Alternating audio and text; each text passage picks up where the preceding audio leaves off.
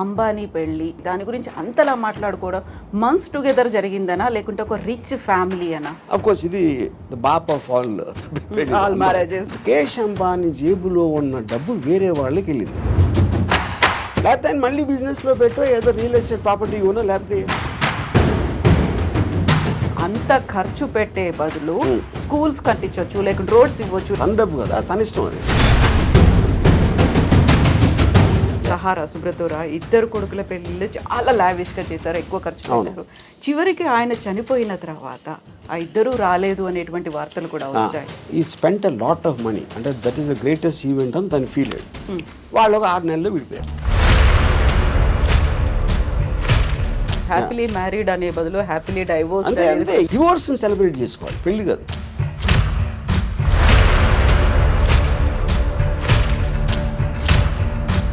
పెళ్ళికి ఎవరైనా గెస్ట్లు వస్తే వాళ్ళకి గిఫ్ట్లు ఇవ్వడమో లేకుంటే రిటర్న్ గిఫ్ట్స్ ఉంటాయి. ఇందులో మాత్రం పేమెంట్ మోడ్ అనేది కనిపించింది అనేది. నాగ చైతన్య శోభిత మ్యారేజ్కి సంబంధించి కూడా ఎన్ని స్పెక్యులేషన్స్, అంటే వీళ్ళిద్దరి వల్లే సమంత కూడా విడాకులు తీసుకొని పోయింది, తను దూరం అవడానికి కూడా శోభితనే కారణం, ముందు నుంచి కూడా వీళ్ళకి రిలేషన్స్ ఉన్నాయి అనేది. బోరు కొట్టే మనిషి ఇష్యూ అనేది కేవలం ముగ్గురికి సంబంధించింది. నాగార్జున గారు మీకు చాలా క్లోజ్, పెళ్ళికి పిలిచారనుకోండి వెళ్తారా? పెళ్ళిళ్ళకి చావులకి ఎప్పుడు వెళ్ళాం. స్ట్రాంగ్ స్టేట్మెంట్ కదా. అది నా ఫీలింగ్. శ్రీదేవి గారి మీద ఏదైనా బయోగ్రఫీ తీయాలి అంటే want her to what if end stage Ramu garu ఎలా ఉండాలనుకుంటున్నారు, ఏం జరగాలి, ఎలా ఉంటే బాగుంటుందని? I will see the most least painful death ఏంటనేది. మీరే చచ్చిపోతాను అంటే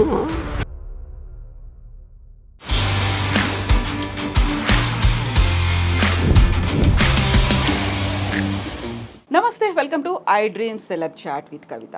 ఈ మధ్య ప్రముఖుల ఇళ్లలో జరుగుతున్నటువంటి పెళ్లిళ్ళ గురించి ఎందుకని అంతలా మాట్లాడుకుంటున్నారు? వార్తల కంటే కూడా ఎక్కువగా భిన్నాభిప్రాయాలు ఎందుకని వ్యక్తం అవుతున్నాయి? అసలు పెళ్లిళ్ళ గురించి మాట్లాడుకోవాల్సినటువంటి అవసరం ఏముంది? మనతో పాటుగా ఉన్నారు ఆర్జీవి.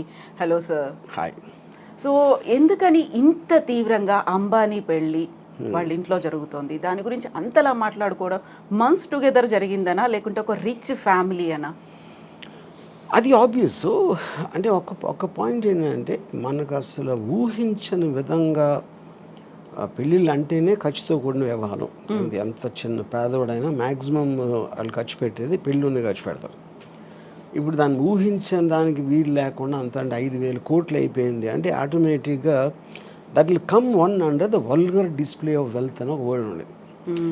ఇది ఎప్పుడంటే ఆల్మోస్ట్ ఒక 25 years బ్యాక్ భరత్ షా అని ఒక చాలా పెద్ద ఫైనాన్షియల్, ఆయన నాకు సత్య జంగల్ అని నాకు ఫండ్ చేశారు ఆయన. యూనో ఆయన ఇంట్లో 25 years బ్యాక్ 25 కోట్లు ఖర్చు పెట్టారు ఆయన కొడుకు పెళ్ళికి. యూనో ఇప్పుడు చాలామంది అప్పుడు పేపర్లో కూడా రాసేవారు, ఏంటి అసలు ఏమనుకుంటున్నారు పెళ్ళికి ఎంత ఖర్చు పెట్టడం అంటే. ఎలా ఉంటుందంటే మీ పేదరికాన్ని ఎత్తి చూపినట్టు ఉంటుంది. మీకు మామూలుగా ఆయనకి ఎన్ని లక్షల కోట్లు బిజినెస్లు ఉన్నాయా లేకపోతే టర్న్ ఓవర్ ఉందా అనేది ఎవరికి అర్థం కాదు. రిలయన్స్ అంటున్నా, జియో, ఇది ఆయన ముఖేష్ అంబానీ గారు ఉన్న బిజినెస్ ఆస్పెక్ట్ ఏవైతే ఉన్నాయో దానికి సంబంధించిన టర్న్ ఓవరు, ఆ స్టాక్ మార్కెట్లో వాల్యూ ఏంటి, ఆయన రిచెస్ట్ మ్యానా అనేది ఎవరికి అర్థం కాదు. అది that's two high the figures. పెళ్ళికి ఎంత ఖర్చు పెడుతున్నారు అనేది అప్పుడు మనం కూడా పెళ్లి చేస్తాం. మనం బిజినెస్ నడపట్లేదు కదా, మనకు తెలియదు, మన కంపారిజన్ ఉండదు. మన ఇంట్లో పెళ్లి జరుగుతుంది, అమ్మాయి ఇంట్లో పెళ్లి జరుగుతుంది, దానికి దీనికి డిఫరెన్స్ అంటే మీరు అత్యంత పేదవాడిగా అనిపిస్తారు మీకు. ఎందుకంటే కంపారిజన్ ఆస్పెక్ట్లో అది మోర్ దెన్ ఎనీథింగ్ ఎల్స్.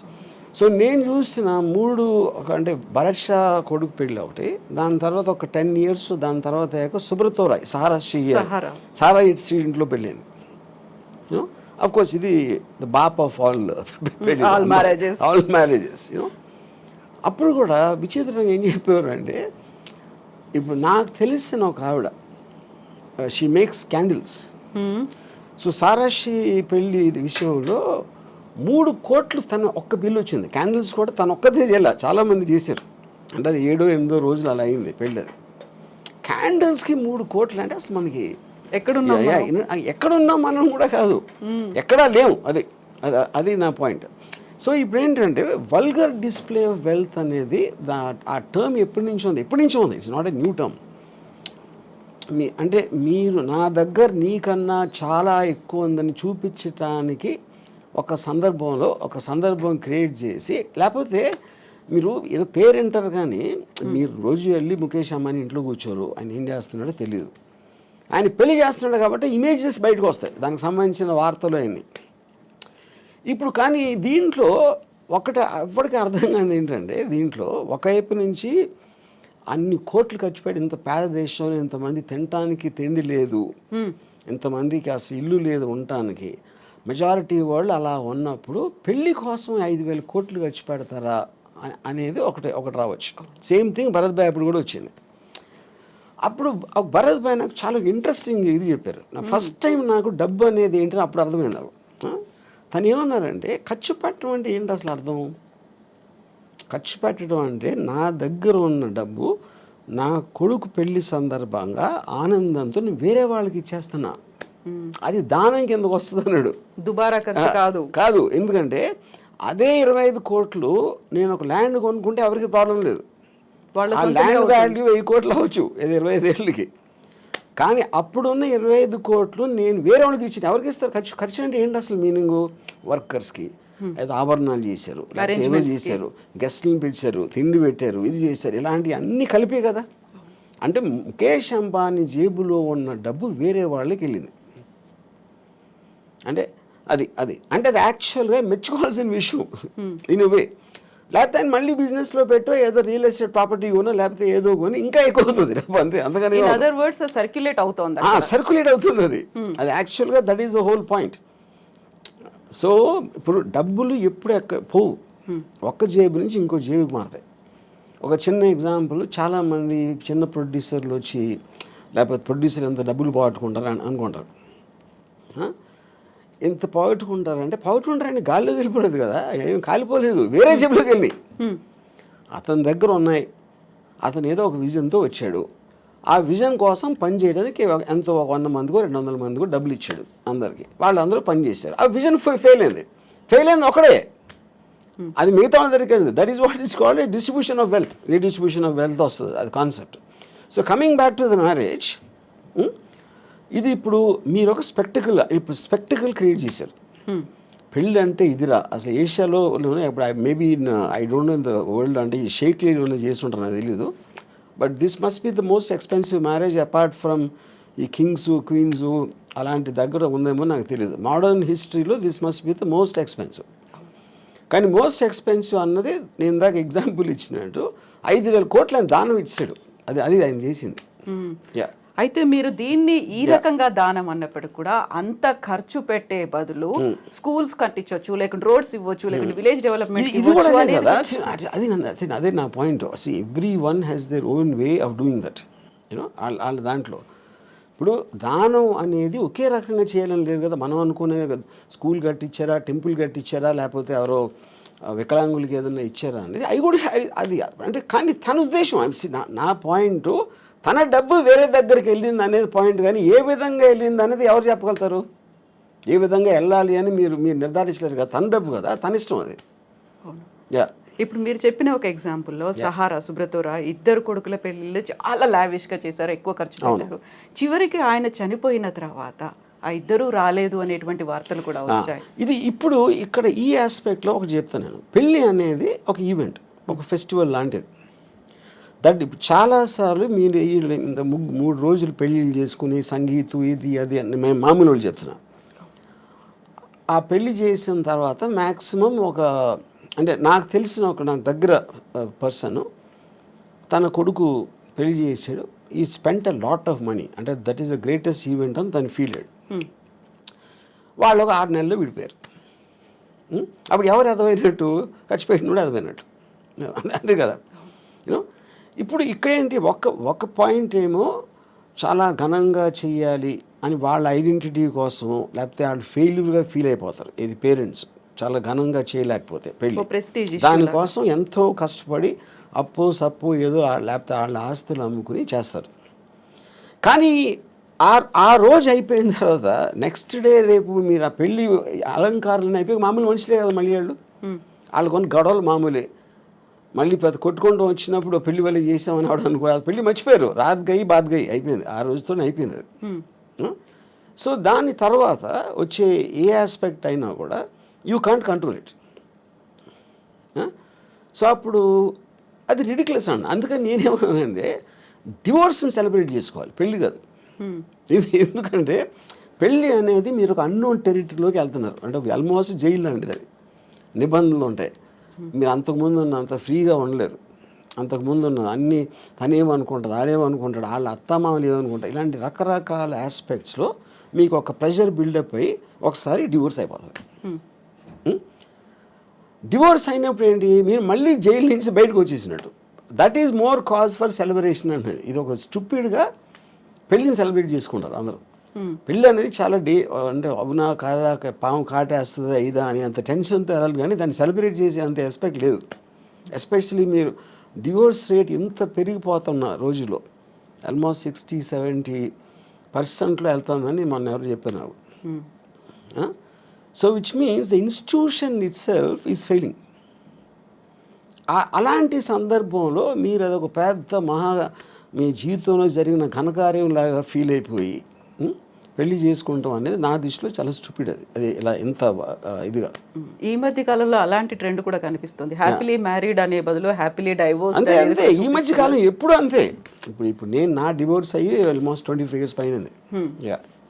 కాకుండా మీకు సంబంధించి కూడా ఒక క్వశ్చన్ వచ్చింది కదా, మీరు హ్యాపీగా మ్యారేజ్ చేసుకున్నారు, 25 yearsకి పెళ్లి చేసుకున్నారు, ఆ టైంలో అనుభవించాల్సింది, ఒక ఫ్యామిలీని రన్ చేయాల్సింది అంతా చేసిన తర్వాత ఇప్పుడు డైవోర్స్ తీసుకొని ఇప్పుడు మాట్లాడడం హ్యాపీగా రన్ చేసిన ఎవరు సపోజ్ చేస్తున్నారు? See, when you're taking a decision, you don't know the result. నేను సినిమా తీసినప్పుడు అది ఫ్లాప్ అవుతుందని నాకు తెలియదు కదా. సినిమా తీసినప్పుడు బాగుంటుందా అనుకుని తీస్తా, అది ఫ్లాప్ ఎప్పుడు అవుతుంది, రిలీజ్ అయ్యాక. సో పెళ్ళి బాగుంటుందని పెళ్ళికి ముందు అనుకుంటాం, పెళ్ళి ఫ్లాప్ అయిన తర్వాత ఇంకా పెళ్ళి హ్యాపీగా ఉంటుంది. బట్ అందరి ఎక్స్పీరియన్సెస్ ఒకలా ఉండవు కదా. ఒకలా ఉండవు. Of course I'm not generalising this, but the amount of people, number of people in today's times especially, అప్పుడు లేదని కాదు, అప్పుడు ఉంది డివోర్స్ అనేది కొత్తది ఏమి కాదు.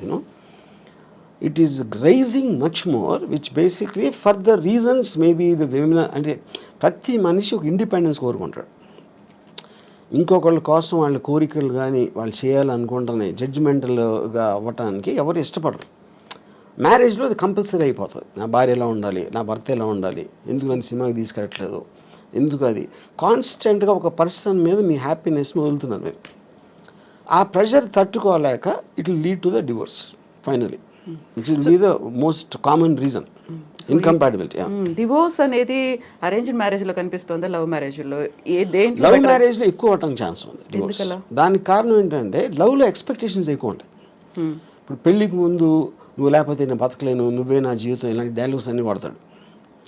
అది నిజంగా అతను ఫీల్ అవ్వచ్చు కూడా ఆ టైంలో, బట్ తర్వాత ఇంటెన్సిటీని మీరు కంటిన్యూ చేయటం అనేది చాలా ప్రాబ్లం అవుతుంది అదే డిగ్రీలో.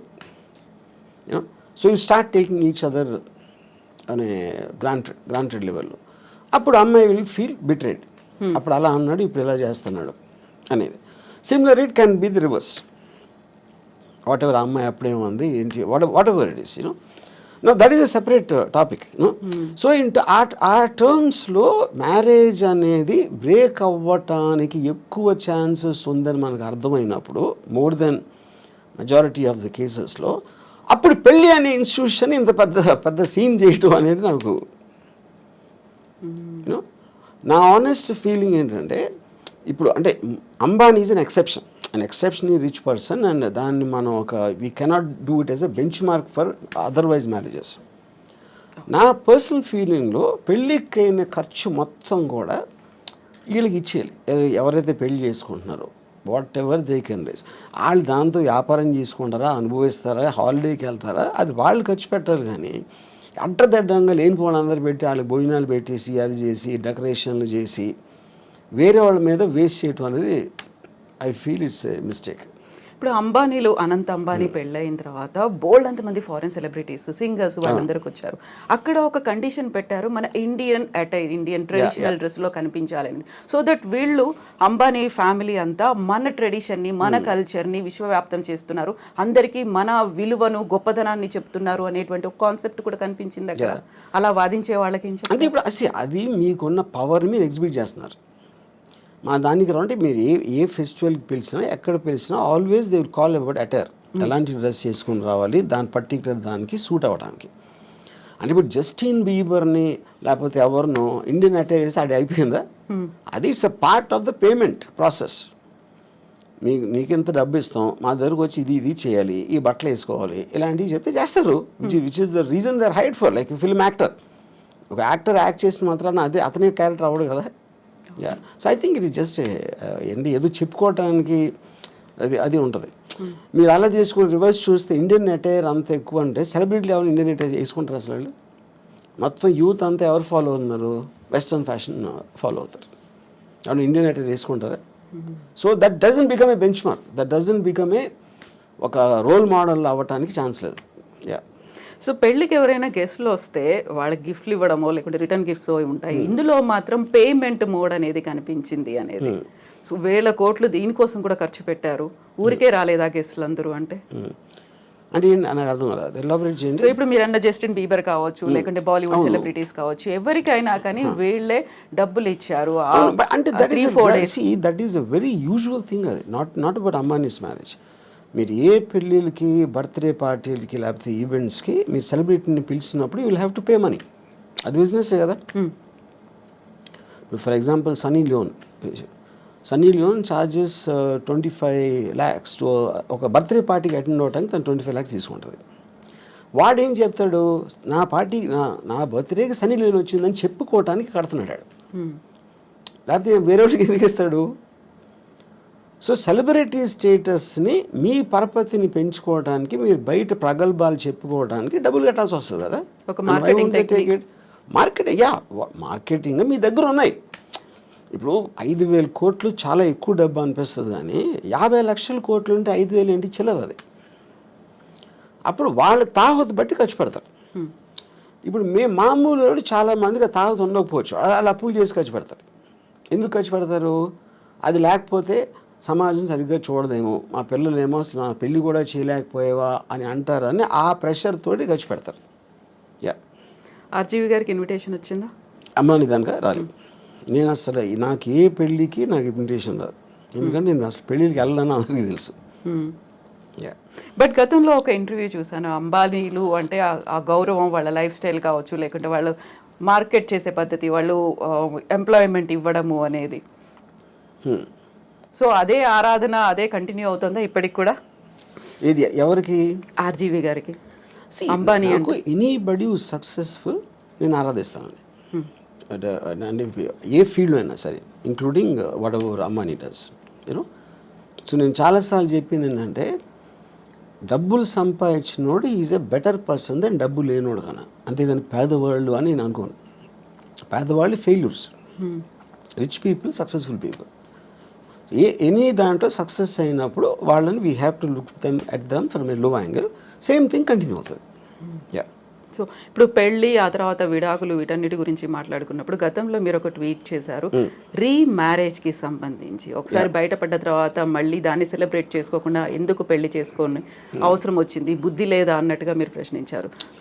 I don't know the exact tweet, నేనేం పెట్టాను, నా కాంటెక్స్ట్ నాకు తెలీదు. కానీ ద పాయింట్ ఈస్, మీరు ఒకసారి తప్పు చేసి మళ్ళీ చేస్తారనుకుంటే మీ కర్మ అన్నట్టు ఏదో పెట్టుంటుంది. I'm not sure.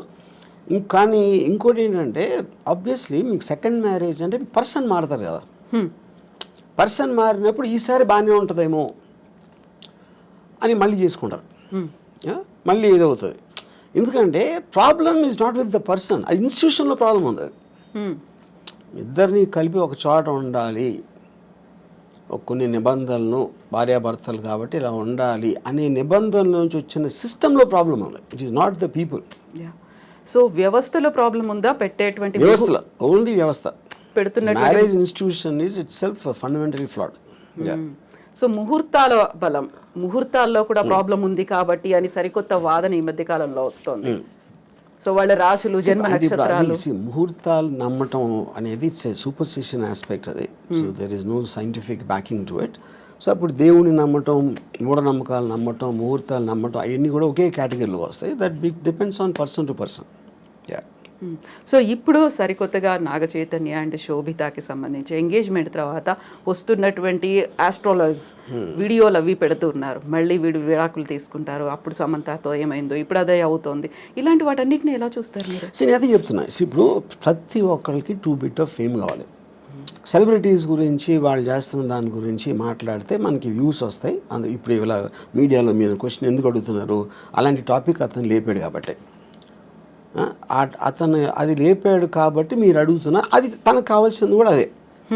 ఇప్పుడు దీంట్లో ముహూర్తాల ఇది ఏదైనా అవుతుందా అవ్వదా అనే దాంట్లో విన్నోళ్ళు కొంతమంది నమ్ముతారు, కొంతమంది నమ్మరు, కొంతమంది ఎంటర్టైన్గా తీసుకుంటారు. సో మన లైఫ్లో ఏం చేసినా అదే finally it comes to entertainment. Yeah. So ఇప్పుడు సెలబ్రిటీల ఇళ్లలో పెళ్ళిళ్ళు అవుతున్నాయి అనుకుంటే ఎందుకని దాని గురించి అంత మాట్లాడుకునే పరిస్థితి వస్తుందంటారు? Because their celebrity. అంతకన్నా సింపుల్ ఆన్సర్ ఏముంది? మా పక్కింటి వాడి గురించి చెప్తే ఎవరికి ఉండదు కదా. ఎవరో ఒక స్టారు, ఒక పొలిటికల్ పర్సను, ఏదో ఒక విధంగా చాలామందికి తెలిసిన మనిషి గురించి మాట్లాడితేనే ఎంటర్టైన్మెంట్ వస్తుంది. వేరే వాళ్ళతో రాదని కాదు, అది లిమిటెడ్ సర్కిల్లో ఉంటుంది. అది వైడర్ సర్కిల్ కావాలంటే you always have to target A celebrity. So పెళ్లి వ్యవస్థకు సంబంధించి అవుతున్నటువంటి లోపం, ఎక్కడ లోపం ఉంది అంటే వ్యవస్థలోనే లోపం ఉంది. ఎలా ఉండాలంటారు? నేను అదే చెప్తున్నాను. వ్యవస్థలో ఉందంటే మనకున్న ఇండిపెండెన్స్, మనకున్న మైండ్ సెట్లో ఇద్దరిని కలిపి ఒక చోట ఉంచటం, అది పెళ్ళి అనే పేరుతోటి వాళ్ళని బంధించడం అనేది that is where the problem comes. ఇప్పుడు ఒక ప్రాబ్లం ఏమొస్తుంది, ఇప్పుడు హస్బెండ్ ఉన్నాడు అనుకోండి, హీ నోస్ హిజ్ రిలేటివ్స్, ఆ పేరెంట్స్ అవ్వచ్చు, తన సిస్టరు, వీళ్ళు ఇంట్లో చేసే పని వాళ్ళు ఉంటారు, అందరూ కూడా ఇప్పటి నుంచో తెలుసు. కొత్తగా వచ్చిన అమ్మాయికి వాళ్ళు తెలియదు. అప్పుడు వీడికి వాళ్ళ మీద ఉన్న అభిప్రాయాలు సేమ్ అభిప్రాయాలు అమ్మాయికి రాకపోవచ్చు, which is one of the big reasons why the daughter in law versus the family ఎందుకు ఉంటుంది అంటే అదొక point. And it is naturally understandable. అది నేను గబుక్కుని మిమ్మల్ని కలిస్తే మీ మీద నాకున్న అభిప్రాయానికి, మిమ్మల్ని మీ గురించి ఎప్పటి నుంచో తెలిసిన వాళ్ళకి అభిప్రాయానికి ఎలా సింక్ కుదురుతుంది? అప్పుడు ఎక్స్పెక్ట్ చేయటం తప్పది. సో ఇది ఒక ఎగ్జాంపుల్ చెప్తాను. రెండో ఎగ్జాంపుల్, ఇప్పుడు నాకు తెలిసిన ఒక అమ్మాయి, she wanted to get divorce. ఏంటి ప్రాబ్లం అంటే, I find him very boring, which is a good enough reason. Bore కొట్టే మనిషి, మీరు మామూలుగా నేను బోర్ కొడితే మీరు వెళ్ళిపోతారు, కాసేపు హలోరు మాట్లాడి వెళ్ళిపోతారు, నేను వెళ్ళిపోతాను. కలిసే ఉండాలి అంటే బోర్ కొట్టించి కొడితే ఎలా సాధ్యం అది? She might find something else more interesting, someone else more interesting. అప్పుడు మీ లైఫ్ మీకోసమే బతకాలి అని ఒక అండర్స్టాండింగ్ మీకు వచ్చినప్పుడు, ఇంకొకళ్ళ కోసం నా లైఫ్, నా టైము నేను సాక్రిఫైస్ చేయను. ఆ ఇండిపెండెన్స్లోంచి వస్తుంది ఆ బ్రేక్అవే అనేది. సో మ్యారేజ్ అనేది ఒరిజినల్గా క్రియేట్ చేసినప్పుడు ఓకే, భర్త భార్య ఇద్దరు వాళ్ళ పిల్లలుగా అంటారు, పిల్లల్ని పెంచుతారు, చదివిస్తారు, వాళ్ళు ఏదో చేస్తారు. ఫ్యామిలీ ఆస్పెక్ట్ అనేది సొసైటీ కోసం చేసింది, ఇండివిజువల్ కోసం చేసింది కాదు. ఎప్పుడైతే ఇండివిజువల్ ఫ్రీడమ్ అనేది పెరగటం పెడితే ఇలాంటి ఇన్స్టిట్యూషన్స్ అని కనబలేకపోతాయి. సో ఈ పెళ్ళిళ్ళు అనేటువంటి వ్యవస్థ లేకుండా ఈ మధ్య కాలంలో వచ్చినటువంటి లివ్ ఇన్ రిలేషన్, దాంట్లో కూడా గొడవలు అవుతున్నాయి, దాంట్లో హ్యాపీగా విడిపోతున్నారు. కరెక్ట్. ఇప్పుడు పెళ్ళి అనేది వేరే వాళ్ళకి చెప్పడానికి, లివ్ ఇన్ రిలేషన్షిప్ అనేది వాళ్ళిద్దరికి ఉన్న పర్సనల్ ఆస్పెక్ట్. అది దట్స్ ఓన్లీ డిఫరెన్స్. యూనో, ఇక దాంట్లో లీగల్గా ఎన్ని ఇయర్స్ ఉంటే అది వ్యాలిడిటీ ఉంటుంది, ఇది అది అని కొట్టుకుంటాం అనేది ఎలా జరుగుతుంది? మీరు అసలు ఇద్దరు ఒక చోట ఉంటే కొట్టుకోకుండా ఉండలేరు. అంటే ప్రెషర్ ఆఫ్ అది ఏమంటారు, expectation more than anything else. Yeah. So ఇలాంటి ఇష్యూస్ రాకుండా ఉండాలంటే understanding is the better way అంటారు. అడ్జస్ట్మెంట్ అండర్స్టాండింగ్ అనేది ఈజీ చెప్పటం. I do not believe it's understanding ఉండాలండి. ఇప్పుడు ఫర్ ఎగ్జాంపుల్, ఎవరో కౌన్సిలరు, ఒక సైకాలజిస్ట్, భార్యాభర్తలు అన్యోన్యంగా ఉండాలి అని అన్నట్టు ఏదో అన్నారు, నేను యూట్యూబ్లో చూశాను. అండ్ ఫస్ట్ ఆఫ్ ఆల్, భార్య అనేది ఇట్స్ లేబుల్. అది రియాలిటీలో ఏంటి, భార్య అనేది స్పెసిఫిక్ పర్సన్. నా భార్య, తన భార్య, ముగ్గురిని భార్యలు అంటే అందరూ ఒకటేనా? కాదు కదా. The people are different. వాళ్ళ బిహేవియరు, యాటిట్యూడు, వాళ్ళకున్న ఇండివిజువల్ ఇష్యూస్, ఇలాంటివన్నీ కేస్ టు కేస్ చూడాలి. కానీ అందరినీ కలిపి లేబుల్ వేసి భార్యాభర్తలు అన్యోన్యంగా ఉండాలంటే జనరలైజ్ చేయడం జనరలైజ్ చేయడం అనేది మీనింగ్ లేదు. మీ భార్యని బాగా చూసుకో అంటే మీరు చెప్పారనుకోండి, ఇప్పుడు నా భార్య మీ భార్య కాదు, అప్పుడు మీరు ఎలా ఇస్తారు ఆ సలహా? అది ఏమి తెలియకుండా ఇష్యూ అది, you know. So I feel the whole concept of when the entire society in advancement is going towards individual freedom. నా ఇష్టం వచ్చినట్టు నేను బతుకుతాను, నాకు హ్యాపీనెస్ వచ్చింది నేను చేస్తాను అనుకున్న ఎవ్వరూ కూడా they can't be in the relationship unless one person completely compromises. One person completely succumb అయిపోతే ఏదో అట్లీస్ట్ ఓకే అది. సో మనకున్నటువంటి కానీ ఒక పర్సన్ కంప్లీట్గా సకంబ్ అవ్వటానికి ఎందుకు సకంబ్ అవ్వాలి నేను వేరే వాళ్ళకి అన్నది కదా. మీ ఫ్రీడమ్ మీకు ఉంది, మీ ఇండిపెండెన్స్ మీకు ఉంది. పాత రోజుల్లో ఏంటి ఫైనాన్షియల్ ఇండిపెండెన్స్ అమ్మాయిలకి లేనప్పుడు ఇంకా వాళ్ళకి ఇంకా చేసేది లేక దే జస్ట్ అంటే ఒక స్లేవ్స్ లాగా ఉండేవారు. నేను ఇప్పుడు రెబెల్ అయినా కూడా నాకు వేరే గతి లేదు అనుకున్నప్పుడు they will bear with whatever is there for them. Yeah. So అలాంటి పరిస్థితుల్లో అడ్జస్ట్ అయిపోయి ఇంకా బయటకు వచ్చినా నేను బతకలేను అంటే సమాజం నన్నే అంటుంది అనేటువంటి ఒక ఒపీనియన్ కూడా ఉంటుంది ఆ టైంలో. బట్ ఇప్పుడు మనం ఉన్నటువంటి సమాజం కావచ్చు, మన వ్యవస్థలో ఒంటరిగా ఉంటే భవిష్యత్తు ఏంటి, ఆ తర్వాత నెక్స్ట్ ఎవరు చూస్తారు? ఒక ఫ్యామిలీ అయితే పిల్లలు చూస్తారు, లేకుంటే రిలేటివ్స్ చూస్తారు, భార్య చూస్తుంది, భర్త చూస్తాడు, ఇలాంటి బోల్డ్ అని కాన్సెప్ట్స్ పెట్టుకొని అడ్జస్ట్ అవుతున్న వాళ్ళు ఉన్నారు. మన ఫ్యామిలీల కన్నా పనులు బాగా చూస్తారు, నర్సులు బాగా, ఎందుకంటే జీతం తీసుకుని వాళ్ళు పని ఏమేం కావాలని చేస్తారు. పిల్లలు బాగా చూసుకుంటారా అనేది మనకి ఎప్పుడు Badipantulu cinema black and white డేస్లో వచ్చింది, అక్కడి నుంచి కూడా లేదు, అది ఎవరు నమ్మరు. ఫస్ట్ భార్య బాగా చూసుకోవడం అనేది ఆబ్లిగేషన్ క్రియేట్ అవుతుంది. నేనే అన్నీ చూసుకుంటున్నాను, మీకు ఇన్నాళ్ళకైనా నా వాల్యూ తెలిసిందా అని నష్టపెట్టి చంపేస్తారు. అప్పుడు ఆ గిల్ట్ ఫీలింగ్ చచ్చిపోతాడు. అసలు అతనికి వచ్చిన వేరే జాబ్ అయితే ఇలాంటి ఆస్పెక్ట్లో. Anyway I'm just taking it a little jocular. But నా పాయింట్ ఏంటంటే నేను ముసలోడిని అయినప్పుడు నాకు చూసుకోవటానికి ఎవరో ఒకళ్ళు ఉంటారా అనే రీజన్ తోటి భూమి మీద ఎవడో పెళ్లి చేసుకోడు. ఆ రీజన్ తోటి ఏదో ఎప్పుడో 20, 30, 40 సంవత్సరాల తర్వాత వచ్చే ప్రాబ్లమ్ని దృష్టిలో పెట్టుకుని. ఇప్పుడు ఫ్యామిలీ అంటే ఫ్యామిలీలోనే చాలాసార్లు గొడవలు అవుతాయి, బ్రదర్స్ మధ్యన ఉంటాయి. మనం చెప్పుకొని అనిల్ అంబానీ ధీరుభాయ్ అంబానీ కొట్టుకుని చచ్చిపోయాడు. అప్పుడు ఇంక ఫ్యామిలీ ఏంటి మీనింగు?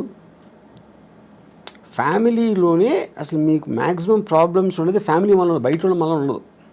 ఫ్యామిలీ వల్ల ఎందుకు ఉంటుందంటే మీకు బాగా తెలుసు అక్కడి నుంచి బిట్రేలు వస్తే మీరు తట్టుకోలేరు, దాని నుంచి ఈ పక్కన మా మదర్ వీళ్ళందరూ సర్ది చెప్పడానికి మొత్తం అన్నీ జరుగుతాయి. అందరు ఫ్యామిలీస్ ఉంటాయి కదా. ఫ్యామిలీ డిస్ప్యూట్స్, ఫ్యామిలీ కోర్ట్స్లో ఉన్నంత రష్ ఎక్కడ ఉండదు. యా. సో ఫ్యామిలీ మీ ప్రాబ్లమ్స్ క్రియేట్ చేస్తుంది అనుకుంటాం కన్నా బుద్ధి తక్కువ పని ఉండదు. అప్పుడు ఏంటి మీకు మిగిలింది? మీ ప్రాబ్లమ్స్ మీరు చూసుకోండి. అది. అయితే ఇక్కడ మనస్తత్వాల వల్ల అభిప్రాయ భేదాలు వస్తున్నాయా, లేకుంటే దేని వల్ల వస్తున్నాయి అడ్జస్ట్మెంట్ అనేది లేకపోవడం వల్ల? ఇక్కడ పాయింట్ ఏంటంటే మనిషికి ఉన్న ఒక ఈగోలో ఎప్పుడు తనే రైట్ అనుకుంటాడు. తనే రైట్ అని బతకపోతే తనకు పర్సనాలిటీ ఉండదు. అప్పుడు భార్య చేసే దాంట్లో తప్పులు పడటం, అదే భార్యకి భర్త చేసే దాంట్లో తప్పులు, అదేంటి అలా చేశారు, అదేంటి ఇది అంటే కాన్స్టెంట్గా మీరు చేస్తున్న దానికి క్వశ్చన్ చేస్తున్నారు, ఒక ప్రెజర్ పెడుతున్నారు, లేకపోతే తిడుతున్నారు. ఇలాంటివి చేస్తున్నప్పుడు ఆటోమేటిక్గా you want to break away from that kind of any kind of A force. A human being wants to break away from force. ఆ ఫోర్స్ మీరు ఎమోషన్ నుంచి వచ్చిందా, ఫిజికల్గా వచ్చిందా, లేకపోతే సొసైటీ పరంగా వాళ్ళ అంటే చుట్టూ ఉన్న వాళ్ళు ఏమనుకుంటారు, లేకపోతే పేరెంట్స్ ఏమనుకుంటారు, ఇలాంటి రకరకాల ఆస్పెక్ట్స్లోంచి ఆ ప్రెజర్ ఉంటుంది. అది కొంతమంది సకంబ్ అయ్యి ఇంకా చచ్చినట్టు అలా బతికేస్తూ ఉంటారు. చాలామంది ఇష్టం లేకుండా బతుకుతారు, ఇష్టం లేకుండా సంసారం చేస్తారు. అందుకని మీకు పెళ్లి మీద అన్ని జోకులు ఎందుకు ఉంటాయి ఎప్పుడు? Because of that, you know. So ఇప్పుడు మీడియా ఒకటి యాడ్ చేసింది ఈ రాజ్ తరుణ్ విషయంలో. కానీ మొన్న జరిగిన దువ్వాడ శ్రీనివాసు వైసీపీ ఎమ్మెల్సీ ఎవరు, ఇప్పుడేంటి సడన్గా రాంగ్డ్ పార్టీ అనుకుంటే భార్యకి ఏంటి, భార్య అనే టైటిల్ వచ్చింది కాబట్టి ఆవిడే రైట్ అనుకుంటారు. నా భర్త వేరే వాళ్ళతో ఉన్నారు అని చెప్పి అక్కడ పిల్లలు కూడా అక్కడ ఇన్వాల్వ్ ఆ అయ్యి పిల్లలు కూడా ఇన్వాల్వ్ అయ్యి మీడియాకి వస్తున్నారు. And media will love it. ఎందుకంటే పక్క ఇంట్లో వాళ్ళ గొడవలు అంటే మనకు మహాప్రీతి, రసగుల్లా కన్నా బాగుంటుంది వినటానికి అది. సో అప్పుడు ఇక్కడికి వస్తే ఈ ప్రెషర్ ఎంతో కొంత పోలీస్ మీద కూడా ఉంటుంది. ఇప్పుడు దాంట్లో కేసు ఉందా లేదా కూడా తెలియదు. కేసు ఉందా లేదా పెడతారా, అసలు దానికి ఏమన్నా ఒక లాజికల్ కంక్లూజన్ వస్తుందా అని లోపల 1 month మీడియాకి టైం పాస్ అయిపోతుంది. దాని తర్వాత ఒక రోజు టక్కని మర్చిపోతారు దాన్ని, ఇంకో కేసు వస్తుంది. I feel that is going to be the నామ్. ఇప్పుడు రాజ్ తరుణ్ కేసు ఇన్ఫ్లుయెన్స్ ఎంతో కొంత ఆవిడ తీసుకుని ఉంటారని నా ఫీలింగ్. ఎందుకంటే మీడియాలోకి వస్తే, ఎందుకంటే మీరు ఎవరు చెప్తారు, మా అయితే పక్కింటికి చెప్తారు, మీ పక్క వాళ్ళకి చెప్తారు, వెనకాల మీడియాకి చెప్తే మీకు మొత్తం పబ్లిక్లోకి వెళ్ళిపోతుంది కదా. పబ్లిక్ కూడా ఎంటర్టైన్మెంట్ కోసం, వాళ్ళకి ఎవరి మీద జాలి ఉండదు, ఏమీ ఉండదు. వాళ్ళు చేసుకునే పనులు, వాళ్ళ గొడవల మధ్యలో ఇది కూడా ఒకసారి కొంచెంసేపు యూట్యూబ్లో చూస్తారు, అంతకన్నా ఏం ఉండదు అక్కడ ఎఫెక్ట్. సైకలాజికల్గా వాళ్ళకు మాత్రం ఏదో రాష్ట్రం అంతా తెలిసిపోయింది, అందరూ మన గురించి మాట్లాడుకుంటున్నారు, నాకు వీళ్ళు సపోర్ట్ చేస్తున్నారు, వాళ్ళు సపోర్ట్ చేస్తున్నారని అదొక కామెడీ డ్రామా బేసిక్గా ఫైనల్గా. సో అక్కడ సింపతియా, జాలియా, లేకుంటే మీరు అన్నట్టుగా కామెడీ డ్రామా, ఇవన్నీ కాకుండా ఉండేటువంటి కొన్ని ఎమోషన్స్ అనేవి ఉంటాయి, ఒక రెస్పాన్సిబిలిటీ అనేది ఉంటుంది. మనకి తెలియటానికి ఛాన్స్ లేదన్న. Everybody has emotions. ఎవరికి ఉండవు ఎమోషన్స్? ఇప్పుడు ఆవిడేమో నేను కారు గుద్దేసి నేను చచ్చిపోతానని ఆవిడ అంటారు, ఇవేమో మెట్ల మీద కూర్చుని ఏడ్ చేసి కూతుర్ని పట్టుకుని ఆయనేమో వాళ్ళకి ఎంత చేశాను అంటాడు. ఇప్పుడు వీళ్ళు ముగ్గురులో ఎవరు కరెక్ట్ అని ఎలా చెప్తారు మీరు? అప్పుడేంటి మీ సోషల్, పెళ్ళి అయింది కాబట్టి భార్య, పెళ్ళి కాలేదు కాబట్టి ఏదో వాట్ ఎవర్ దట్ ఉమెన్, మీరు ఈ లేబుల్స్ పెట్టేసి దాన్ని బట్టి జడ్జ్ చేస్తున్నారు మీరు. How is it right? ఇప్పుడు ఎమోషనల్గా ఒక పాయింట్ వాళ్ళు ఎందుకో కనెక్ట్ అయ్యారు.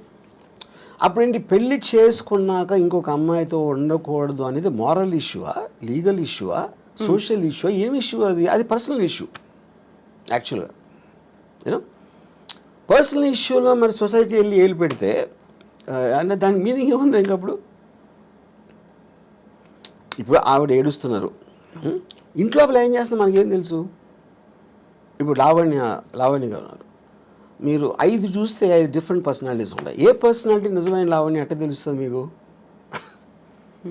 యూనో రాజ్ తరుణ్ ఒకటి తెలుస్తుంది, రాజ్ తరుణ్ ఏంటో ఆ అమ్మాయి ఒకటి, వాళ్ళిద్దరికి తప్పిస్తే బయట ఉన్న ఎవ్వరికీ తెలియడానికి ఆస్కారం లేదు.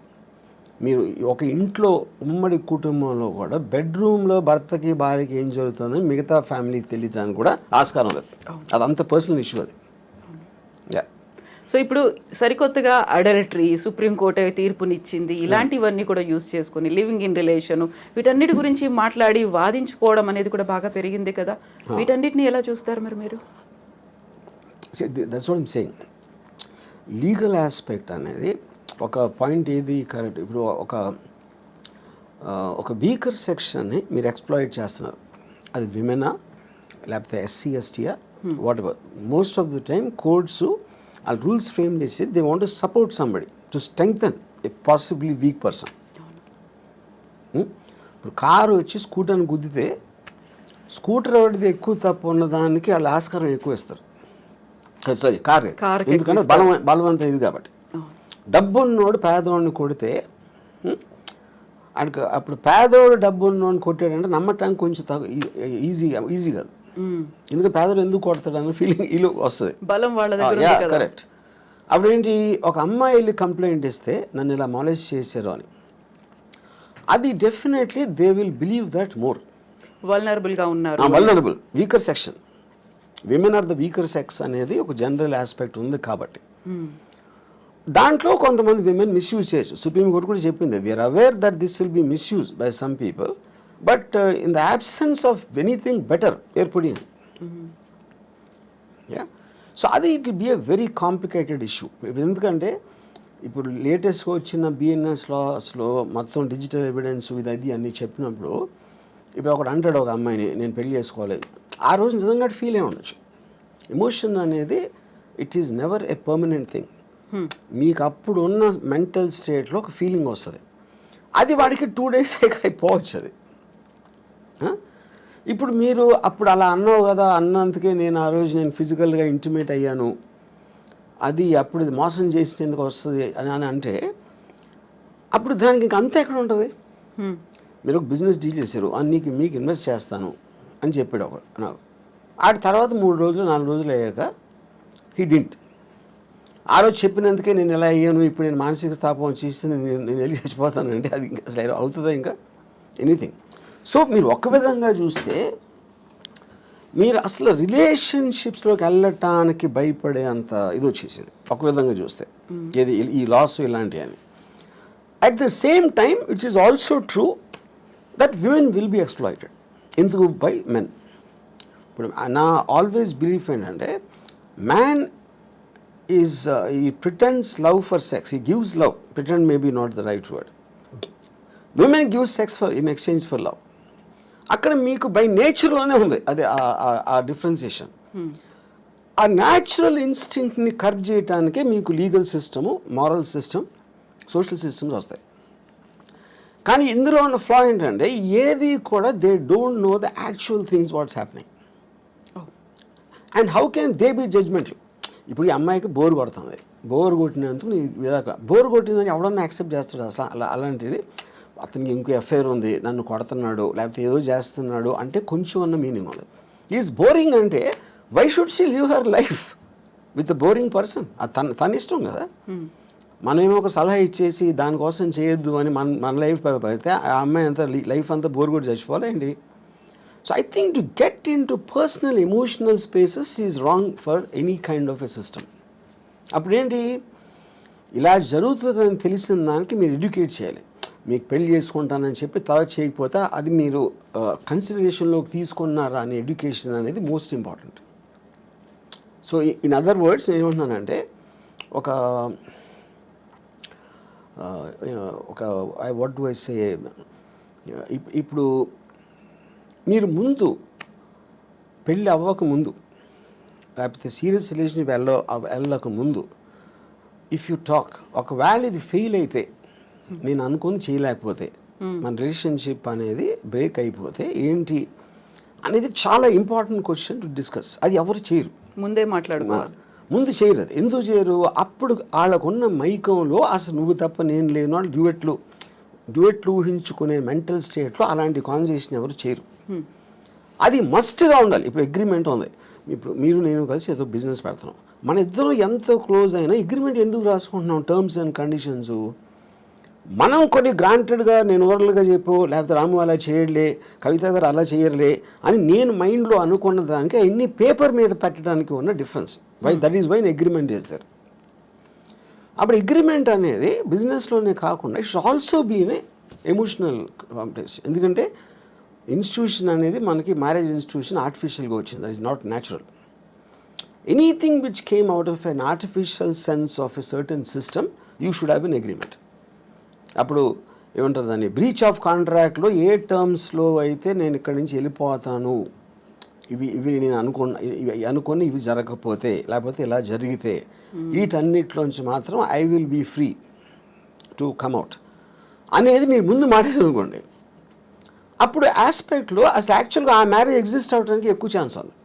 ఎందుకంటే మీ ఎక్స్చేంజ్ ఆఫ్ థాట్స్ ఎక్కువ ఉంది. ఇప్పుడేంటి, మీరు అనుకుంటున్నారు అలా చేయడు, తను అలా చేయదు, నా కోసం ఏమైనా చేసేస్తుంది అని ఆ నమ్మకాన్ని మీరు ఊహిస్తున్నారు. నాకు ఒక సినిమాలో ఒక టెరిఫిక్ డైలాగ్ ఉంది, అడు why did you and mom separate అని కొడుకు అడుగుతాడు. అంటే అంటాడు we just drew pictures of each other in our minds and we got to know the reality only after the marriage అంటాడు. ఎందుకంటే ముందు మీ ఊహల్లో ఉంటుంది ఆ లవ్ అనే ఒక ఫీలింగ్, ఒక మత్తుమంది లాంటిది. దాంట్లో you don't want to see the reality at any given time, you know. So ఆ రియాలిటీని చూడకుండా ఉంటే మీ కలది బేసిక్గా. తనది వాళ్ళిద్దరూ కలిసినప్పుడు మంచిగా మాట్లాడుకోండి, ఇద్దరు దే ట్రై టు అట్రాక్ట్, ఇద్దరు they try to be on their best behaviour. అది మీరు ఆ టైం చేయగలుగుతారు. కానీ మ్యారేజ్ అయ్యాక ఎప్పుడైతే ఒకే ఇంట్లో పడుకుని లేగిస్తున్నప్పుడు అదే ఇంటెన్షన్ సస్టైన్ చేయటం అనేది ఇంపాసిబుల్, ఎవరి వల్ల కాదు. That is when the passion starts getting killed. ఇప్పుడు మనం మాట్లాడుకున్నంత ఈజీనా రాము గారు, ఈ ఎమోషన్స్ ఇవన్నీ ఉంటాయి, ఇన్వాల్వ్ అయినవి, రెస్పాన్సిబిలిటీస్ ఉంటాయి, ఒక ఫ్యామిలీ అనేది ఉంటుంది, అయిపోయింది వీఆర్ గెటింగ్ సెపరేటెడ్ అనేది చాలా ఈజీగా నిన్నటిదాకా ఏం జరిగింది అంతా మర్చిపోదాం, ఇప్పుడు ఫ్రెష్గా ఎవరి జీవితాలు వాళ్ళు స్టార్ట్ చేసుకుందాం, అంత ఈజీ అంటారా? ఈజీ కాకపోతే ఏంటంటే వాట్ ఈస్ ద సొల్యూషన్ అంటే ఏం చేయాలి అప్పుడు? ఏం ఇడిపోతుంది. ఇంక ఫస్ట్ ఆఫ్ ఆల్ బయట వాళ్ళు సలహాలు ఇస్తారు, మన ఫ్యామిలీ ఇది అలా అలా కాదురా, ఇందాక చెప్పాను కదా, ఆ సలహాలు ఇచ్చేవాళ్ళ దగ్గర ఆడికి నోరు ఉంది కాబట్టి ఇస్తున్నాడు, వాడు అనుభవించట్లా. అనుభవించేది వీళ్ళిద్దరే, ఈ ఇద్దరిలో కూడా ఒకళ్ళే ఉండొచ్చు కూడా, ఈవెన్ దెన్. సో ఇక్కడ this whole thing is a war between an individuals freedom and living for others, compromising for others. ఇప్పుడు ఆ కాంప్రమైజ్లో మీరు తప్పైనా, ఇప్పుడు సపోజ్ నన్ను ఒక ఫిజికల్గా మీరు ఫోర్స్ చేయొచ్చు, అంటే ఒక ఉమెన్ క్యాన్ ఫోర్స్ మీ, ఒక వైఫ్, కానీ వాడికి అమ్మాయి మీద ఫీలింగ్ లేకపోతే అప్పుడు ఇంకా అసలు ఉండి కూడా లాభం ఏంటంటున్నా. The whole idea is about affection, intimacy, relationship. ఆ రిలేషన్షిప్ వాడి మైండ్లోనో ఈ అమ్మాయి మైండ్లోనో కట్ అయిపోయినప్పుడు ఇంక ఉండి కూడా లాభం ఏంటంటున్నా. So that defeats the very purpose of the institution. ఎందుకు కంటిన్యూ చేయాలి? అయితే ఇప్పుడు వీటన్నిటికంటే కూడా సరికొత్త వాదన ఏంటంటే, ఈ ఎమోషన్స్, ఫ్యామిలీ బాండ్, పర్సనాలిటీ, వాళ్ళ ఐడియాలజీ, వీటన్నిటికంటే పెళ్లి చేసుకునే టైంలో చూడాల్సినటువంటి ముహూర్తం ప్రాపర్గా చూడలేదు కాబట్టి విడిపోతున్నారు అనేటువంటి వాదన. కరెక్ట్ ముహూర్తం కనుక చూసి ఉంటే వీళ్ళు అలా కలకాలం కలిసి ఉంటారు, గొడవలు లేకుండా ఉంటాయి అనేది, అక్కడ ఏది దేన్ని ఓవర్లాప్ చేస్తుంది అసలు? కానీ నేను అదే చెప్పాను, దట్ ఈస్ సూపర్స్టిషన్ థింగ్. అది ఒక ఆల్మోస్ట్ నో సైంటిఫిక్ బ్యాకింగ్. అంటే చెప్పాను, దెయ్యాలు నమ్మటం, ముహూర్తాలు నమ్మటం, దేవుడిని, ఆయన కూడా సేమ్ కేటగిరీ. అది ఈచ్ పర్సన్స్ ఇండివిజువల్ ఆస్పెక్ట్. అది. సో మీరు ఎప్పుడైనా మీ సినిమాకి ఒక ముహూర్తం చూడాలి అంటే, ఇప్పటి రాము కాదు, ఎర్లియర్ డేస్లో Ramu? I never believed in God, I never believed in anything that. నేను చేస్తాను, ఇప్పుడు చేస్తాను. ఇప్పుడు కర్ణాచారి అని ఒక సీనియర్ కార్పెంటర్ ఏదో సెట్ వేసాడు, ఏదో గోవిందా సినిమా అని గుర్తున్నావు. He wanted me to come and do some కొబ్బరికాయ. అది ఎవరి కోసం? ఈయన కోసం బట్టి. ఎవరు? Kanacharya. I very respect him very much, was my father's friend. ఆయన అడిగారు కాబట్టి ఆయన కోసం అలా చేస్తాను, but I don't feel it. Yeah, ఎందుకంటే దేవుణ్ణి నమ్మటం అనేది చాలా ఈగోతో సంబంధించిన విషయం అన్న. ఎందుకంటే మిమ్మల్ని ఒక్కడిని ఇన్ని లక్షల కోట్ల జీవరాశుల్లో మీకేదో ఒక దండం పెడితే మీకు ఏదో చేస్తారని నమ్మటం అనేది చాలా ఈగోయిస్టిక్ పని అని నా ఫీలింగ్. ఇదొకటి. రెండోది ఏంటంటే, ఇప్పుడు ముహూర్తం, మూఢనమ్మకం. ముహూర్తం అనేది మీరు నలుగురు జ్యోతిష్ని అడిగితే 4 చెప్తారు. వెణుస్వామికి ఏం తెలియదు అని ఒకడు అంటాడు, ఆడికి తెలియదు అని ఈయన అంటాడు. అప్పుడు అది కూడా లేబుల్లే కదా, మీరు జ్యోతిష్కుడు అని ఒక్కడే ఉన్నాడు కదా. అప్పుడు మీరు నమ్మిన జ్యోతిషం ఉంటాడు. మీరు ఎందుకు నమ్ముతారు? మీకు ఎవరో చెప్పారు, లేకపోతే అంతకుముందు అతను చెప్పింది ఏదో కరెక్ట్ అయింది. అప్పుడు ఈ నమ్మకాలన్నీ అలాగే వస్తాయి, మీకు జరిగింది కాబట్టి. సో నా కంట్రోల్లో లేని దాన్ని, డెస్టినీ లేకపోతే దేవుడు, నేచర్లా నా కంట్రోల్లో లేని నేను పట్టించుకోను. I will only concentrate on what I can do. ఆ మిగతా నేను కాన్సిక్వెన్స్గా తీసుకుంటాను, అది వచ్చినప్పుడు విల్ బెర్ ఇట్. ఇప్పుడు పెళ్లిళ్ళకి ఎలా అయితే ముహూర్తాలు చూస్తున్నారో, భారీ బడ్జెట్ సినిమాలు తీసే ముందు కూడా ప్రతిదీ పూజలే దాంతోనే అవుతున్నాయి కదా. అది ఎప్పుడు ఉంది, అది దేవుణ్ణి కనిపెట్టినప్పటి నుంచి ఉన్నాయి ముహూర్తాలు. యా, ఇప్పుడు దేవుడు కనిపెట్టగానే మీకు ఇండస్ట్రీ పడుతుంది కదా. దేవుడికి మీకు మధ్యన పూజారులు ఇలాంటి వాళ్ళు వస్తారు, ఎవరో ప్రవక్తలు వస్తారు, లేకపోతే ఇంకోళ్ళు ఎవరో వస్తారు, ఇండస్ట్రీ అంతా స్టార్ట్ అవుతుంది కదా. అప్పుడు నాకు తెలుసు ఈ పర్టిక్యులర్ టైంలో చేస్తే ఇంకోటి ఇదన్నీ కూడా హ్యూమన్ అడ్వాన్స్మెంట్, క్రియేటివిటీలో వస్తుంది ఇదంతా. యా, ప్రతి పనికి మీరు బిల్డింగ్ కట్టినా ఏది చేసినా కొంతమంది బయటికి వెళ్ళటానికి ముహూర్తం చూస్తారు, లోపలికి రావటానికి చూస్తారు, అన్నిటికీ ఉంటుంది ముహూర్తం. యా, సో ఈ హీరోతో సెట్ అవుతుందా లేదా, లేకుంటే ఈ డైరెక్టర్తో సెట్ అవుతుందా లేదా అని ఆలోచించి డైరెక్టర్స్ని, ప్రొడ్యూసర్లని, లేకుంటే హీరోలని డ్రాప్ చేసినటువంటి సినిమాలు కూడా చాలా కనిపించాయి కదా. ఎలా డ్రాప్ చేశారు? వాళ్ళ డేట్ ఆఫ్ బర్త్ కావచ్చు, మిగతా వాళ్ళ నక్షత్రాలు, రాసులు, ఇవన్నీ సెట్ అవుతే హిట్ అవుతుంది. అది that is depends on the person కదా. ఇప్పుడు ఎవరైతే దాన్ని అసలు ప్రాజెక్ట్ని టేక్ ఆఫ్ చేస్తున్నాడో అతను ఎంత నమ్ముతాడు అన్న దాని మీద ఉంటుంది. అది main person who's actually making the project, which can be a producer or a director or a hero also. Yeah, అది వాళ్ళ ఇండివిజువల్ నమ్మకం బట్టి నా సెట్ అవ్వట్లేదు కాబట్టి నేను చేయను అంటారు. అది వాళ్ళ నమ్మకం కాదు, అదే కదా నేను చెప్పేది. Yeah. So coming back to Ambani పెళ్లికి సంబంధించి, అలాంటి లావు అంత పర్సనాలిటీ ఉన్న ఆ అబ్బాయిని పెళ్లి చేసుకోవాల్సినటువంటి అవసరం రాధికా మర్చెంట్కి ఏమొచ్చింది? ఇంక్లూడింగ్ ఆయన హెల్త్ కూడా బాగాలేదు కదా.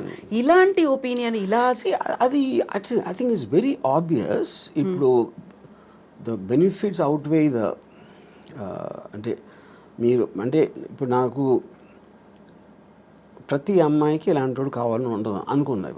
ఒక నిమిషం, నేను ఆ అమ్మాయి గురించి మాట్లాడట్లేదు.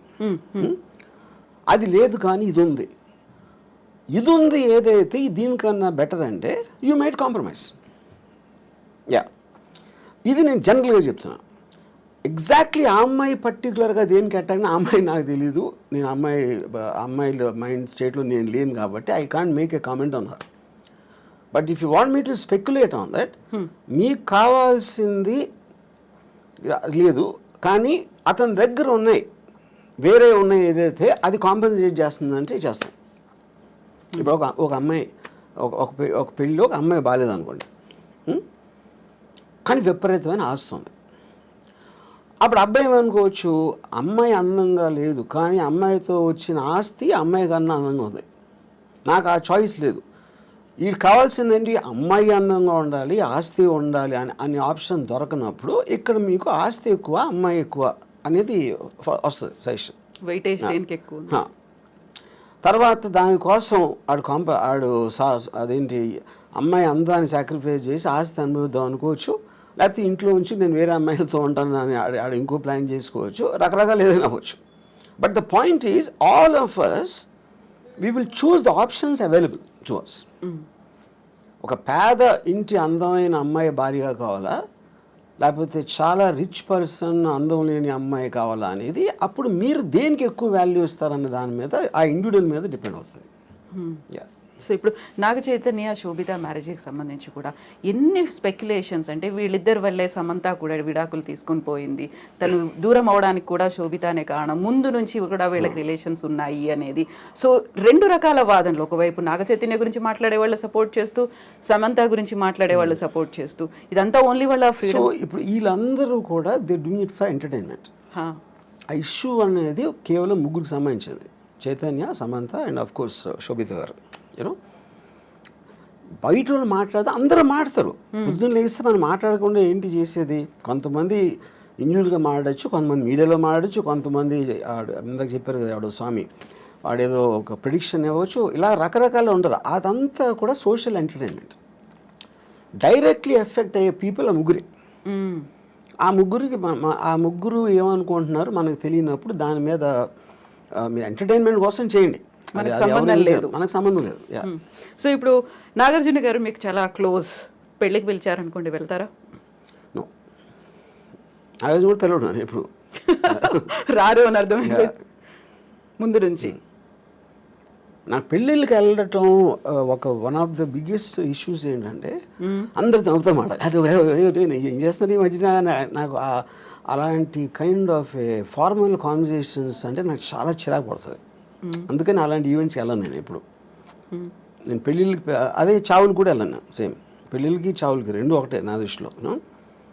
చావుల్లో కూడా అందరూ మాడిమోహం పెట్టుకుని ఎలా పోయారు ఏంటో అసలు ఇప్పుడు అనుకోలేదండి, ఈ డైలాగులు అన్నీ అనాలి, సేమ్ స్టాండర్డ్ డైలాగ్స్ ఉంటాయి. అందుకని ఈ రెండు పెళ్ళిళ్ళకి చావులకి ఎప్పుడు వెళ్ళాం. స్ట్రాంగ్ స్టేట్మెంట్ కదా. సాంగ్ అంటే నాది, నా ఫీలింగ్ అది. రెండు ఒకటే. చావు అంటే మీరు వేరే లోకం వెళ్ళిపోతున్నారు అనుకున్నాం, పెళ్ళి కూడా మీరు వేరే లోకంలోకి వెళ్ళిపోతున్నారు. సో పెళ్ళి చావు రెండు ఒకటే అనడం అనేది అంత ఈజీ కాదు కదా. ఈజీగా కష్టం కాదు కదా, అది నేను అనుకునే ట్రూత్. అది పెళ్ళి అనేది మీ ఫ్రీడమ్ కోల్పోయి ఒక జైలుకి వెళ్తున్నారు, ఇక్కడ కూడా మీ లైఫ్ బతికే ఫ్రీడమ్ కోల్పోయి చచ్చారు. ఆ రెండింటికి సిమిలారిటీ ఉంది అనేది నా బిలీఫ్. అది. సో ఇలా మాట్లాడడం బ్యాడ్ కావచ్చు, కాకుంటే రాము గారితో మాట్లాడవచ్చు.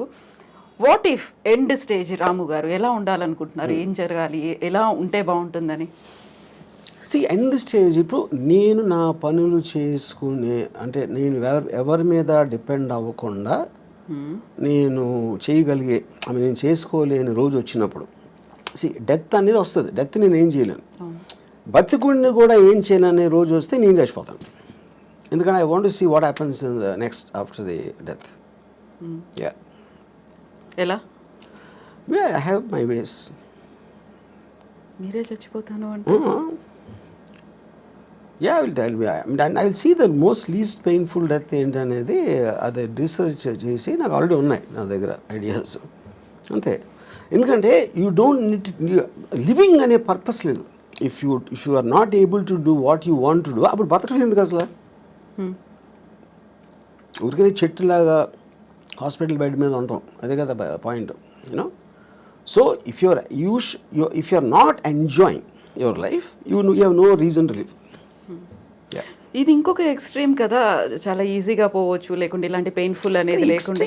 ఎక్స్ట్రీమ్ అనేది ఏమి ఉండదు, ఎవరి థాట్ అలాగే ఉంటుంది. మీకు ఎక్స్ట్రీమ్ అయింది అనేది నాకు చాలా న్యాచురల్ అనుకోవచ్చు. Extreme is by definition is one persons perspective another person, అంతే కదా.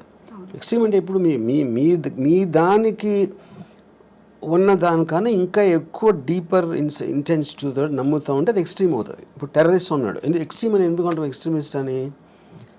వాడి కోపాన్ని అంత నిర్వహించబడుతున్నాడు, చంపేస్తున్నాడు, బాంబులు పెడుతున్నాడు. అది మీరు చేయరు. మీరైతే మా అయితే తిడతారు, మా అయితే కొడతారు, లేకపోతే మా అయితే అరుస్తారు. వాడు దానికి వెళ్తున్నాడు. ఇలాంటితో వర్కౌట్ అవ్వని వాడు నమ్ముతున్నాడు. కానీ ఎక్స్ట్రీమిస్ట్ ఎవడు? వాడు ఎక్స్ట్రీమిస్ట్ అనుకోడు కదా, వాడు నమ్ముతూనే చేస్తున్నాడు అది. యా. సో పెయిన్లెస్గా ఉండాలి, ఈజీగా స్మూత్గా ఉండాలి అంటే రీసెర్చ్ చేస్తున్నారు. యా యా యా అందులో సూసైడ్ కూడా ఉందా? సూసైడ్ అని కావాలి కదా, లేకపోతే మీరు ఇన్ఫ్లిక్టింగ్ ఆఫ్ పెయిన్లెస్ అనేది మీరు అనుకునే పర్పస్కి ఎంత సింప్లిస్టిక్గా ఎంత స్మూత్గా జరగాలని చూస్తారు. అది బిజినెస్ అవ్వచ్చు, లేకపోతే any decision you are making, you want to make the effort lesser to get the maximum result. అప్పుడు డెత్ అనేది మీకు రిజల్ట్ కావాలి అనుకున్నప్పుడు డెత్లో ఒక పెయిన్ ఆస్పెక్ట్ అనేది ఎంతో కొంత ఉంటుంది. మేబీ ఆ ఎంతో కొంత దాన్ని రెడ్యూస్ చేయడానికి you will use your knowledge and your thinking. Yeah. So ఎప్పుడు నేను ఆ లాస్ట్ స్టెప్ తీసుకోవాలి అనేది ఏ స్టేజ్లో నేను చెప్పాను కదా, when I can do, when I have to depend on somebody else, that is the last stage for me. Yeah. It is not about the age.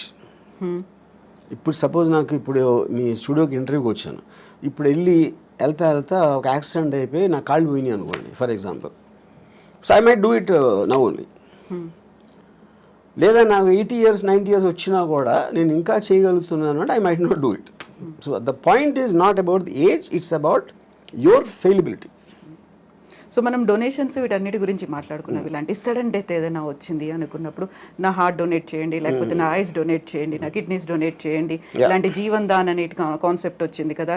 చనిపోయిన తర్వాత కూడా నలుగురిలో బతికుండొచ్చు, ఈ లోకాన్ని చూడొచ్చు అనే కాన్సెప్ట్ రాము గారికి అనిపించింది. నేను ఎందుకు చేయనంటే ఇప్పుడు see there is nothing in life which is uncertain, which is certain. మనది అయిపోయింది కదా, మన బాడీయే కదా. ఇప్పుడు సపోజ్ నెక్స్ట్ బర్త్ ఉందనుకోండి, నెక్స్ట్ బర్త్లో ఇప్పుడు పుట్టుగుడ్డోళ్ళందరూ ఎవరైతే గుడ్డిగా పుడతారో వాళ్ళందరూ లాస్ట్ బర్త్లో డొనేషన్ ఇచ్చారేమో నాకు ఒక అనుమానం. అప్పుడు దేవుడి దగ్గరికి వెళ్ళి ఇచ్చావు కదా, ఇప్పుడు అయితే నెక్స్ట్ బర్త్ నువ్వు నీ కళ్ళు లేని కూడా పడతావు అని చెప్పారు అనుకోండి, అరే అమ్మా అని నేను డిసప్పాయింట్ అవుతాను కదా. అందుకని అలాంటి ఛాన్స్. ఇంకోటి ఏంటి, I'm not an అల్ట్రూయిస్ట్, I don't live for others. నా కోసమే బతుకుతా, అన్నీ నేనే తీసుకెళ్ళిపోతాను. కాకుంటే ఇప్పుడు కళ్ళని దానం చేయమన్నప్పుడు వచ్చినటువంటి ఒక యాడ్ అనేది ఉంది, నెక్స్ట్ జన్మలో మీ కళ్ళతో ఈ ప్రపంచాన్ని చూడొచ్చు, అందమైన ప్రపంచాన్ని చూడొచ్చు అనేది. కళ్ళు అనేది it's a device. The only thing which perceives everything is the brain. బ్రెయిన్లో కూడా ఉన్న కాంప్లెక్స్ బ్రెయిన్ మ్యాటర్ కాదు కదా, దేర్ ఇస్ బ్రెయిన్ అనేది యాక్చువల్లీ ఒక ఎగ్జాక్ట్లీ మీ కళ్ళు రిజిస్టర్ చేస్తున్నాయి, దాన్ని బ్రెయిన్ పర్సీవ్ చేస్తుంది. Every kind of a sense you have, whether it is your hearing or whether it's your touch or your vision, all of them are functions of the brain, of the mind, which is a thought. And thought doesn't have form. So a thought అనేది మనకి ఇప్పటివరకు తెలియదు అదేంటో అసలు exactly what. Why does a bunch of thoughts and feelings should have a human body అనేది నా one of the biggest questions నాకు అది. సో అప్పుడు అది దానికి లేనప్పుడు మనకు అంత అన్సర్ట్ అయినప్పుడు ఉన్నవన్నీ ఎందుకో మంచిదని తీసుకెళ్ళిపోవడం బెటర్ నాతోనే. అందుకని నేను డొనేట్ చేయను. దెన్ వాట్ అబౌట్ డబ్బు? ఇప్పటిదాకా సంపాదించిన డబ్బుని ఏం చేస్తారు మరి? అది మీతో రాదు. No of course whatever might not have any value నేను కూడా తీసుకెళ్ళాను కదా. అవును, తీసుకెళ్ళలేరు. నా బాడీ అంటే నేనేంటి మా అయితే నేను ఒక బిల్లో రాసి ఇక్కడ డొనేట్ చేయండి అని అలాంటివి చెప్పొచ్చు. అదే నేను డబ్బు కూడా చేయొచ్చు.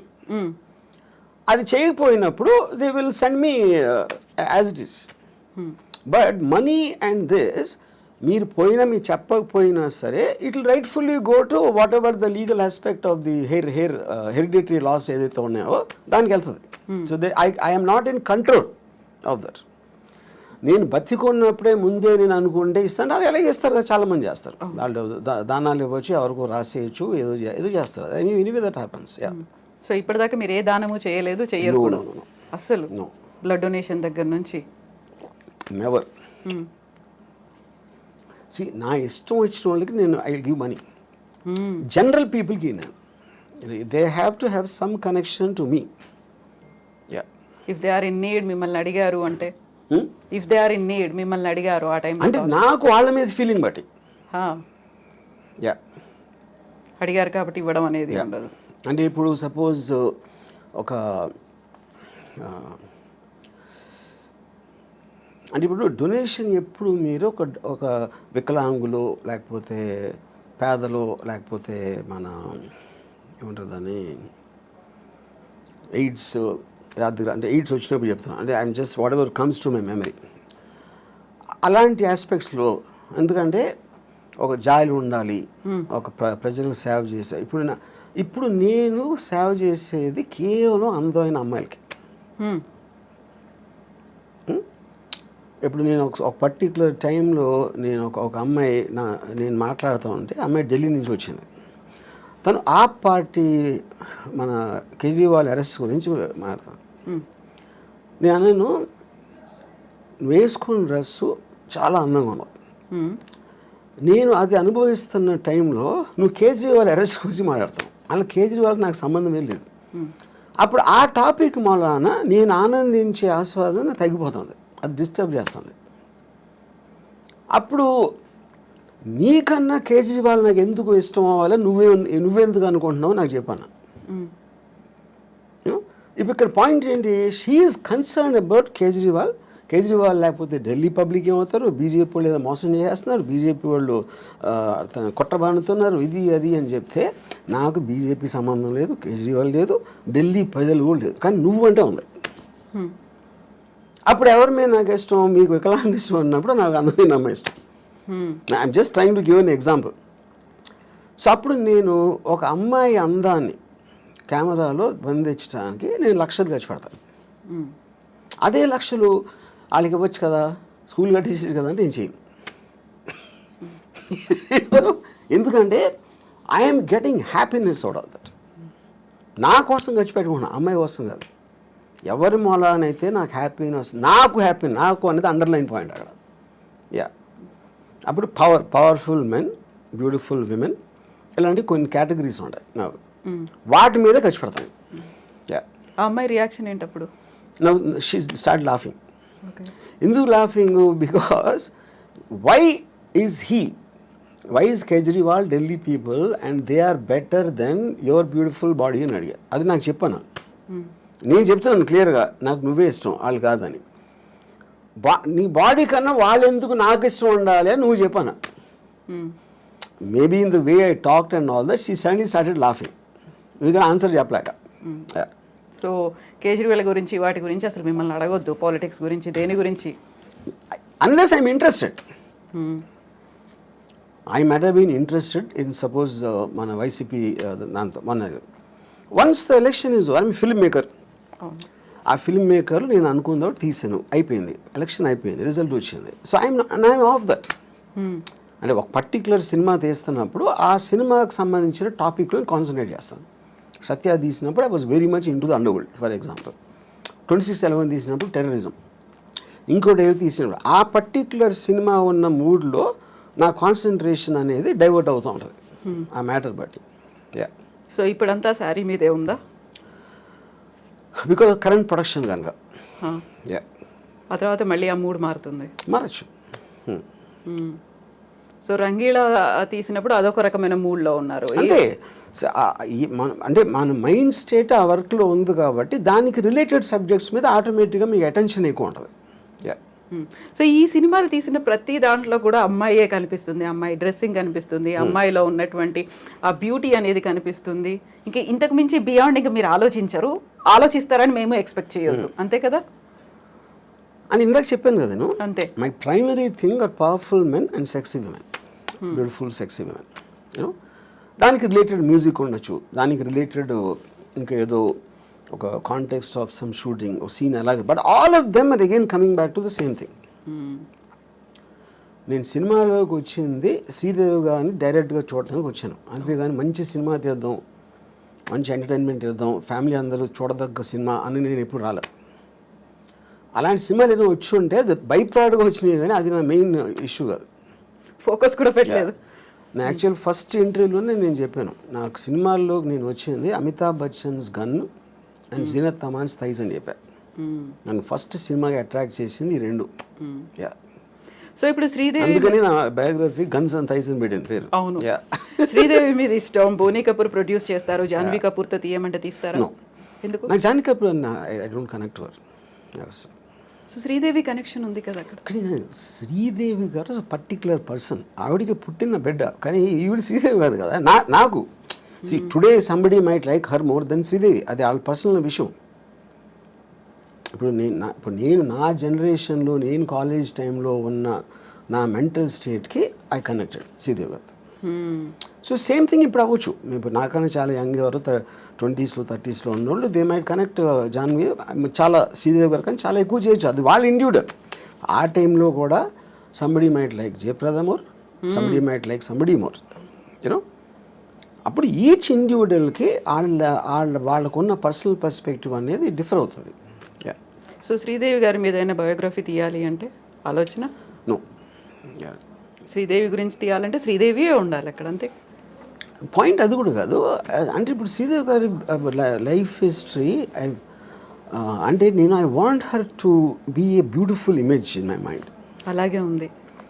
బ్యూటిఫుల్ ఇమేజ్ అనేది నేను ఇష్టపడతాను, కానీ ఆవిడ వెనకాల కష్టాలు, అదేమైంది ఇదేమైంది ఏదో సూసైడ్ అంటే I don't want do that. I don't want get in to that space ఉంది.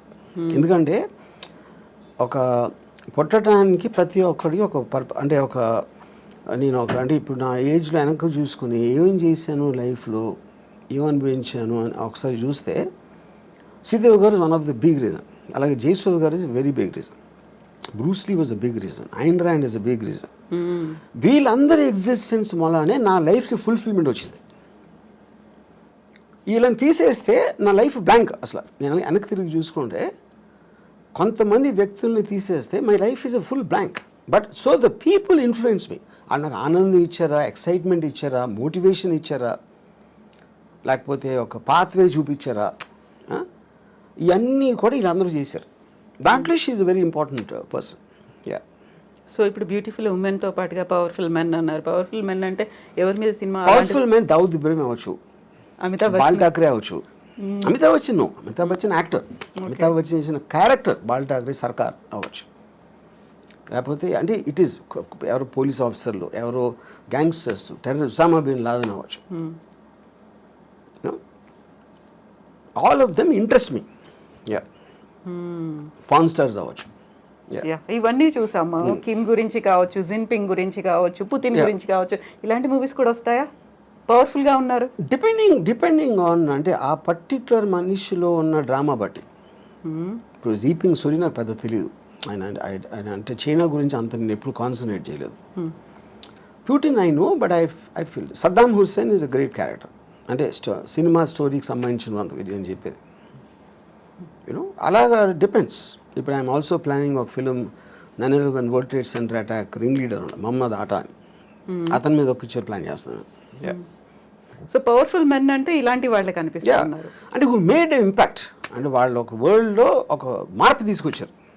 What ever it may be negative or positive ఏది నెగిటివ్ పాజిటివ్ అనేది ఏమి ఉండదు ఎప్పుడు. దట్స్ వెరీ బిగ్ మిత్ అది. వాళ్ళు దే గో అగెయిన్స్ట్ ద నామ్. ఇప్పుడు హిట్లర్ సెకండ్ వరల్డ్ వార్ వచ్చిన మళ్ళానే ర్యాపిడ్ అడ్వాన్స్మెంట్ అయింది మొత్తం వరల్డ్ అంతా. ఎప్పుడైనా మీకు కటాస్ట్రాఫిక్ ఇన్సిడెంట్ వచ్చినప్పుడు ఆటోమేటిక్గా అడ్వాన్స్ అయిపోతుంది. అప్పుడు మీరు అలా చూసుకుంటే హిట్లర్ మంచి చేశాడా చెడ్డ చేసాడు కూడా తెలియదు. ఎవరికి చెడ్డ అప్పుడు పోయిన వాళ్ళకి. అడ్వాన్స్మెంట్ మూలాన ఫర్దర్ జనరేషన్స్ విపరీతంగా దాంట్లో దే బెనిఫిటెడ్. యా. సో మీరు అనుకున్న నెక్స్ట్ పవర్ఫుల్ మెన్ అనేది ఎప్పుడు స్టార్ట్ అవుతుంది ఆ ప్రాజెక్ట్ అనేది? Very soon. Okay, after sorry తర్వాత. ఎస్ రాము గారు, థ్యాంక్ యూ సో మచ్ అండి. మనం ఎక్కడి నుంచో ఎక్కడికో వెళ్ళిపోయాం, పెళ్ళిళ్ళ దగ్గర నుంచి మొత్తం పవర్ఫుల్ మెన్ దగ్గర కూడా వెళ్ళిపోయాము. థ్యాంక్ యూ సో మచ్ అండి.